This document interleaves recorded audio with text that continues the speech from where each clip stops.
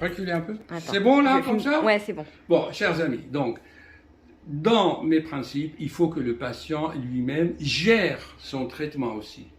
Ce n'est pas quelque chose d'automatique. Allez, un comprimé le matin et hop. En fait, moi, ce que je préconise dans des cas chez des personnes qui ont du stress ou parfois on passe une journée difficile ou une journée qui est bien, comme on dit, comment il a été ta journée? Ben, s'ils trouvent que la journée était contrariante, qu'il y avait des clients difficiles, à ce moment-là, étant donné que tout cela engendre des tensions, eh ben, il prend un demi de plus. S'il dit, ah, je suis content aujourd'hui, je suis relax, ben, c'est pas la peine, vous le sentez, vous prenez sa tension, n'est-ce pas? Quand il dit, ah, ma journée était bien, et vous allez voir combien il dit là. Et vous prenez sa tension quand il dit, oui, j'ai eu des clients difficiles, et vous prenez les chiffres. Et vous-même, vous allez voir par vous-même. Chers amis, je le répète, il n'y a plus de médecine en Europe, il n'y a plus beaucoup de médecins. Donc il faut que... Une minute s'il vous plaît, filmez voilà. Un peu de pub, hein, monsieur. Tout est écrit ici. Je l'explique qu'il faut que chacun soit son propre médecin, qu'il se reconnaisse lui-même, d'accord? Et vous avez les codes et les secrets pour cela, d'accord?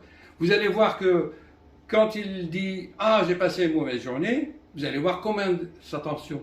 Est-ce qu'il est à 15 ou est-ce qu'il est à 12? Et donc, vous allez par vous-même établir une sorte d'algorithme. Vous savez ce que c'est un algorithme, hein? Une sorte de barème.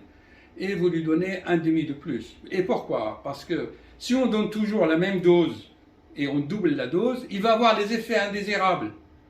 Avec 5,5, on n'a pas beaucoup d'effets indésirables. On n'a pas. Mais si on double, il aura des effets indésirables, les jambes enflées, les palpitations, tout. Donc, moi, si vous voulez, pour éviter les effets indésirables de Big Pharma, je ne donne jamais des grosses doses. Vous voyez, ça c'est un de mes secrets. Vous voyez que voilà. Donc voilà l'idée. Tant qu'il est contrarié, c'est sûr que gérer des salariés, c'est difficile, et des clients. Voilà. Alors, il s'y ajoute aussi la personnalité du patient.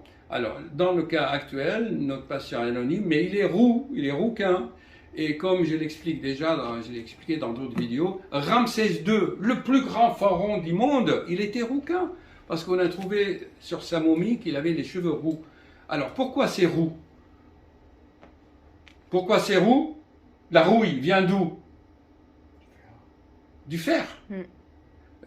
Un clou rouillé, c'est du fer qui est rouillé. Donc, les roux, ils ont beaucoup de fer dans les cheveux. Ils ont beaucoup de fer dans le foie. Ils ont beaucoup de magnétisme, ils ont beaucoup de force. Donc c'est pour ça ils sont des leaders.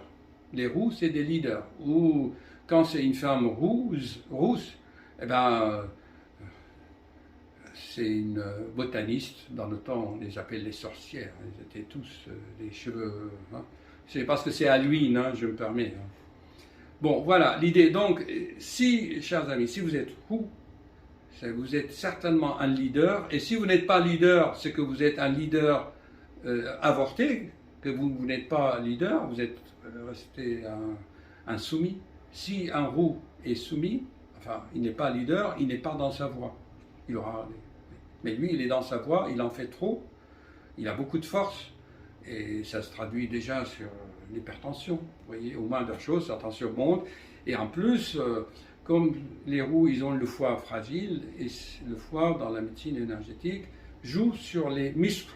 Donc il est contracté, il a mal ici, et on croit que c'est la tension, mais en fait, c'est parce qu'il est tendu. C'est ça, les tensions musculaires.